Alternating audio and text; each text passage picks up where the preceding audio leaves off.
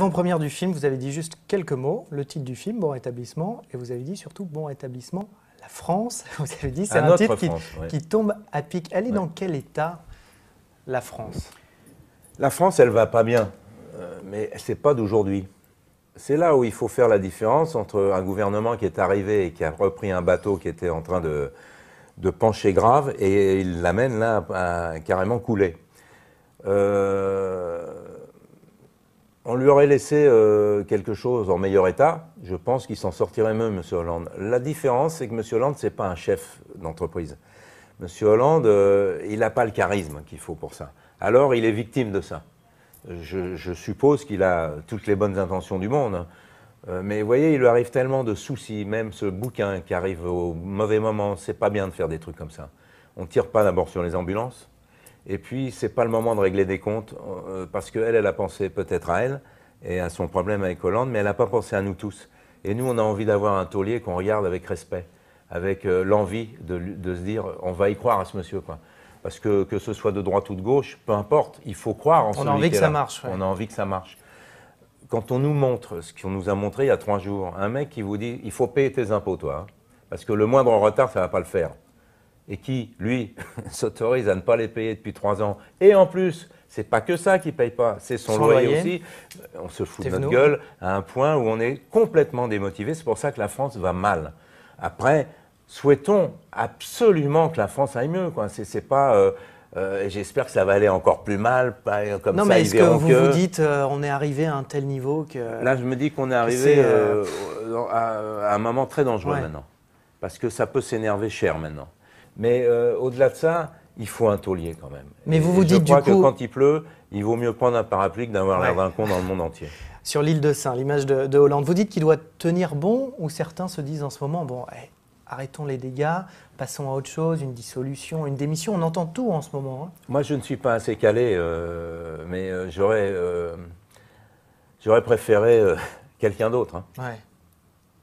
Vous pensez qu'il y a quelqu'un aujourd'hui qui pourrait si vous voulez, là où j'ai été très déçu, c'est de Strauss-Kahn.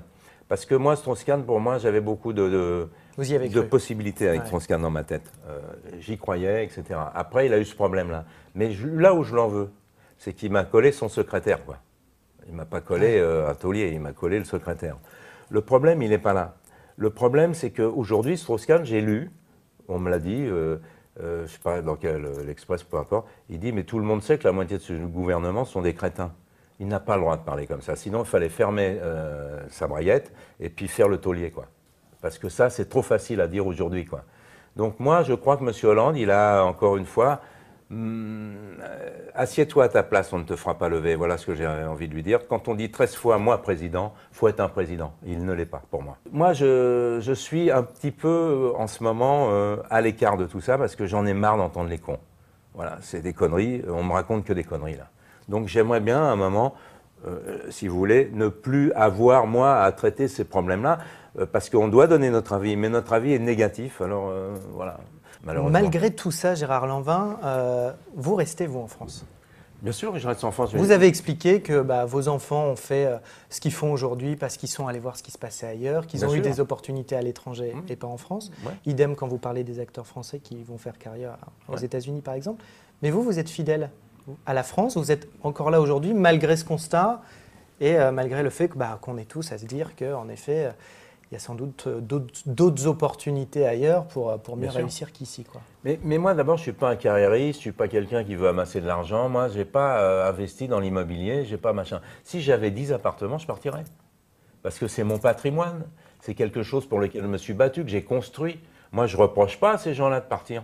C'est normal, on veut les piller. Mais pour faire quoi avec leur oseille? Rien du tout. Ça n'avance pas le schmilblick. Quand Hollande dit « je veux prendre 75% aux acteurs », il ne sait pas que nous, on a des métiers comme les footballeurs. On ne sait pas ce qu'on va faire demain. Il ne sait pas qu'on a, pendant 10, 15, 20 ans, on était des clodos et que le jour où on réussit, nos carrières sont courtes finalement. Il veut me prendre 75% comme exemple, mais comme exemple de quoi? Comme si j'avais jamais payé d'impôts, moi. Je vois Laurent Ruquier qui dit « j'en ai marre de ces acteurs qui gueulent parce qu'ils ils veulent pas payer d'impôts ». Mais il est marié, Laurent Ruquier. Il a des enfants à charge. Il est multi-carte. Il fait de la radio, de la télé. On fait qu'un boulot, nous. un boulot, et cet argent, on en a besoin pour faire vivre nos familles, pour faire vivre les amis qui sont dans la merde et tout ça. Pourquoi, à titre d'exemple, 50-50, c'est un exemple, j'ai toujours payé mes impôts. Je n'ai pas à être un exemple supérieur à ça. Non, mais justement, vous auriez pu vous installer ailleurs, fiscalement, etc. Non, parce que je n'ai pas besoin de m'installer ailleurs. Non, mais justement, pour rien. arrêter de vous dire on donne et finalement, il se passe rien. Je suis d'accord pour payer mes impôts. Fiscalement, je suis d'accord pour payer mes impôts. Je ne suis pas d'accord pour me dire je vais carotter ça. Non, je vis dans un pays, j'ai des autoroutes, j'ai des hôpitaux, j'ai des machins. C'est indispensable pour moi, pour circuler. Je suis d'accord pour les payer, moi. Je ne veux pas qu'on me prenne pour une pute. Je ne vais pas mettre une jupe pour aller faire plaisir à M. Hollande. Donc ça, il n'en est pas question 2 secondes. Mais la problématique, si vous voulez, c'est que les gens pensent que ceux qui ont réussi sont des sales gens. Mais c'est des bosseurs, ceux qui ont réussi. Ils ne se rendent pas compte que réussir, c'est difficile, les gens.